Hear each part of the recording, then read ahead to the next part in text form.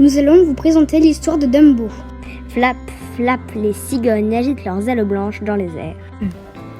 Arrivée au terme d'un long voyage, elles lâchent au-dessus d'un cirque les paquets qu'elles transportaient dans leur bec. De petits parachutes se déploient pour amortir le choc. Les baluchons atterrissent un par un et comme prévu, chaque maman animale reçoit son petit. Et moi, s'inquiète Madame Jumbo, je n'ai pas mon bébé, que se passe-t-il ? Elle tend le cou vers le ciel avec espoir. Mais aucun colis pour elle. Le lendemain, il règne une grande agitation. C'est le départ. Le cirque part faire une tournée dans toutes les villes de la région. Oui. Le mécanicien met de l'huile sur les roues de son train. Et toute la troupe charge les wagons. Les uns derrière les autres, les animaux grimpent dans les wagons. Tout le monde s'est réjoui à l'idée du voyage. Tout le monde, sauf la pauvre Madame Jumbo qui attend tristement son bébé. Elle lève la tête vers le ciel. C'est une belle journée ensoleillée, mais pas l'ombre d'un paquet pour elle. Haut, dans le ciel, une cigogne très fatiguée est assise sur un nuage, un lourd paquet à côté d'elle. La cigogne s'est perdue et est à la recherche d'une éléphante, Madame Jumbo. Soudain, l'oiseau entend le sifflement joyeux du train. « Trouvé !» s'exclame la cigogne, ravie. Le train roule depuis un certain temps quand la cigogne à casquette se pose enfin sur le toit d'un wagon. « Madame Jumbo, j'ai une livraison pour vous. » Aussitôt, 4 trompes surgissent d'une petite ouverture et crient « Par ici, par ici !» La cigogne pose délicatement le paquet devant Madame Jumbo. Émerveillée, son bébé est enfin là. « Comment se nomme-t-il » demande l'oiseau en remplissant son bon de livraison. « Jumbo Junior », répond fièrement l'éléphante. Madame Jumbo défait le linge blanc et un adorable éléphanteau lève la tête en clignant timidement des yeux. Qu'il est beau! Sa maman l'aime instantanément. Tout à coup, quelque chose chatouille le nez de son petit. Atchoum! Un fou rire général secoue l'assemblée. En éternuant, l'éléphanteau a déployé 2 oreilles immenses. Non mais regardez-moi ça, c'est moi qui est un éléphant. Ce n'est pas Jumbo, mais Dumbo. Le ridiculise une autre. Furieuse, Madame Jumbo ferme brutalement la cloison de son box pour câliner tranquillement son bébé. La jeune maman se couche et serre contre elle son tout petit qu'elle a tant espéré et attendu. Elle aime tout chez lui, et surtout ses grandes oreilles. « Tu es extraordinaire, lui murmure-t-elle. Dumbo sourit. Il se sent si heureux avec sa maman qu'il veille sur lui. Le train s'arrête enfin et dépose la troupe du cirque. Sous la pluie et le tonnerre, il faut maintenant dresser le chapiteau. Les éléphants, qui ont beaucoup de force, soulèvent les piliers et tendent la toile. Même Dumbo, malgré sa petite taille, participe à l'installation. Le lendemain, sous un soleil éclatant, les artistes défilent dans les rues au son de la fanfare. Lions, tigres, gorilles, chevaux, musiciens et clowns paradent en habits de scène. La foule pousse des cris de joie à leur passage. Madame Jumbo marche fièrement. Dumbo tient bien fort sa queue avec sa trompe pour ne pas se perdre. Il est tellement excité. « Regarde ce bébé éléphant !» lance un garçon. « Qu'il est beau et adorable !» s'attendrit une dame. Mais Dumbo se prend les pattes dans ses oreilles et tombe la tête en première. Qu'il est drôle, s'amuse la foule. Après la parade, Madame Jumbo entraîne Dumbo dans une tente pour se laver. C'est alors qu'un groupe de garçons entre et s'approche d'eux. Regardez les gars, il a l'air stupide, cet éléphanteau, dit l'un d'eux en soufflant dans les oreilles de Dumbo. En voyant cela, Madame Jumbo barille de colère et soulève une botte de paille pour lui faire peur. Ce dernier dégarpille avec ses amis en poussant un grand cri. « L'éléphante est devenue folle !» Dumbo ne comprend pas ce qui lui arrive. Pourquoi se moque-t-on tout le temps de ses oreilles? Alerté par les cris des enfants, le directeur accourt affolé. En 2 temps, 3 mouvements, la malheureuse Madame Jumbo est encore encerclée et attachée. Qu'on l'enferme, rugit le directeur. La maman de Dumbo se retrouve enchaînée dans une cage, loin de son petit. Elle est follement inquiète pour lui. Comment va-t-il s'en sortir sans elle et qui le protégera des moqueries? Séparé de sa maman, Dumbo se sent effectivement très seul. Une grosse larme coule le long de sa joue. Sur le chapiteau, les médisances vont bon train. Tout ça c'est de la faute de Dumbo, affirme une éléphante hautaine. Nous sommes déshonorés, répond une autre furieuse. Dumbo tente de s'approcher d'elle, mais celle-ci lui tourne le dos. Un petit animal assiste à la scène. Il s'agit de Timothée, une souris qui voyage dans le cirque. Pauvre petit, se dit Timothée, il faut que quelqu'un l'aide. Le souriceau s'introduit au milieu du cercle des éléphantes qui se mettent à pousser des hurlements de frayeur. Qu'est-ce qu'elles ont ces oreilles, chère dame? Moi je trouve qu'elles sont très belles, leur dit-il pour défendre Dumbo. Apeuré, l'éléphanto s'est réfugié sous une botte de foin. Les souriceaux s'approchent doucement de lui avec une délicieuse cacahuète. Ne t'inquiète pas, Dumbo, les petites bêtes ne mangent pas les grosses. Je m'appelle Timothée et je les trouve superbes tes grandes oreilles. Dumbo sourit. Il vient de se faire son premier ami. D'ailleurs, poursuit Timothée avec un sourire malicieux, ça me donne une idée. Et sans attendre, il se glisse sous la tente du directeur.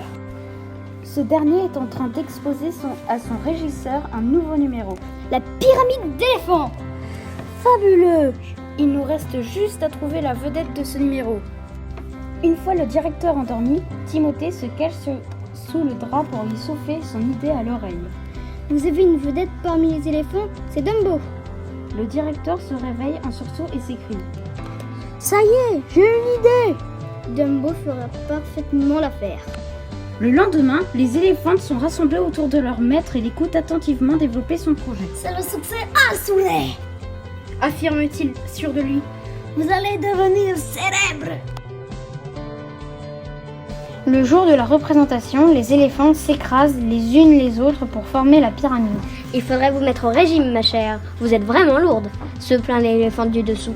Dis donc, vous ne vous êtes pas regardé, rétorque celle du dessous, vexée. Dans un coin, Timothée encourage Dumbo. Qui doit faire le final? Le souriceau lui a noué les oreilles sur la tête pour l'empêcher de trébucher. Mesdames et messieurs, veuillez applaudir notre star Dumbo! Le petit éléphant, apeuré, se lance et saute sur le tremplin. Mais catastrophe! Ses oreilles se dénouent et il perd l'équilibre. Il atterrit la tête la première sur le ballon rouge sur laquelle la pyramide tient en équilibre. Les spectateurs retiennent leur souffle. Le directeur est affolé. Les éléphantes vont-elles sauver le spectacle? Oh non! C'est un désastre! La pyramide s'écroule, entraînant avec elle les piliers du chapiteau qui s'affaissent sur la foule paniquée. La soirée est terminée, les éléphantes gémissent dans leur roulotte. Quelle disgrâce! Quelle honte!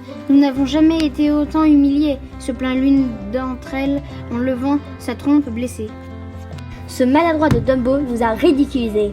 J'espère que le directeur va lui trouver d'autres occupations. Renchérit une autre. En effet, Dumbo change de numéro.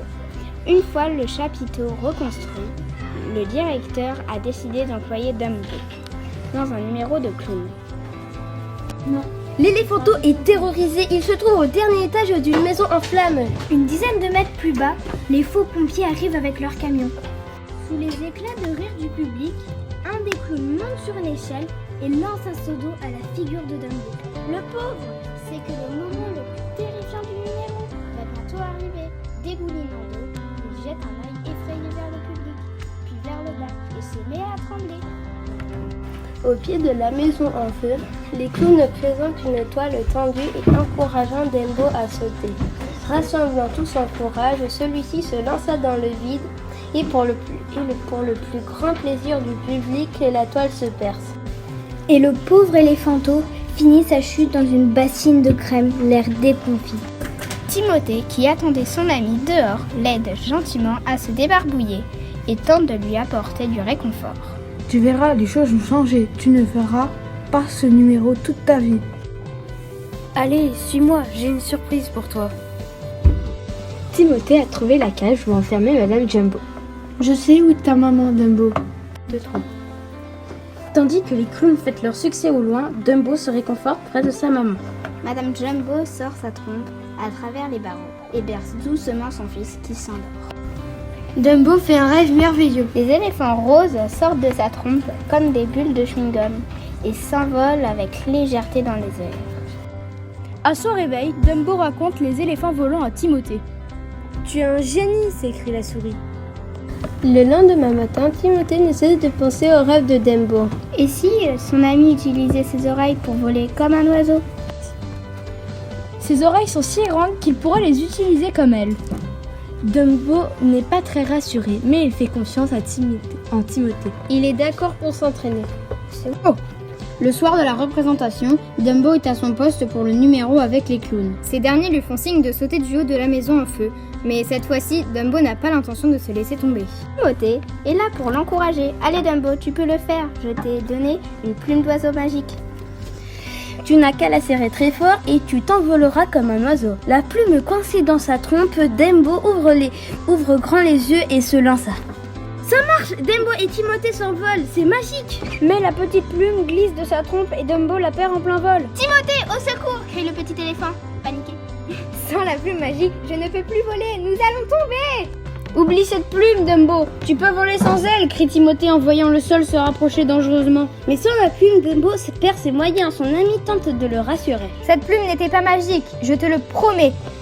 C'était pour te donner confiance. La seule chose que tu as à faire, c'est croire en toi. Alors Dumbo déploie ses oreilles et les fait battre. Comme un avion, il planera du sol devant l'assistante stupéfaite. Les clowns pompiers sont médusés. Hurrah! Hurle la foule, cet éléphant volant est prodigieux. Avec un large sourire, Dumbo vole sous le chapiteau. Le directeur n'en croit pas ses yeux. il regarde Dumbo faire des loopings au-dessus des spectateurs déchaînés. Timothée s'amuse comme un fou. Pour donner une leçon aux éléphantes, Dumbo aspire des cacahuètes avec sa trompe et mitraille des commères indignés. Le lendemain, Dumbo fait les gros titres des journaux. Timothée aussi a sa photo en première page car c'est grâce à lui que Dumbo est célèbre. Les gens du monde entier se pressent pour venir admirer l'éléphant volant. Non seulement Dumbo fait un triomphe, mais en plus il a retrouvé sa maman. Le cirque déménage de nouveau et cette fois-ci, l'éléphante et son petit sont installés dans un confortable wagon. Tandis que le soleil se couche, Madame Jumbo serre Dumbo contre elle. « Je n'ai jamais vu d'aussi belles oreilles que les tiennes, mon fils », murmure-t-elle tendrement. Fin!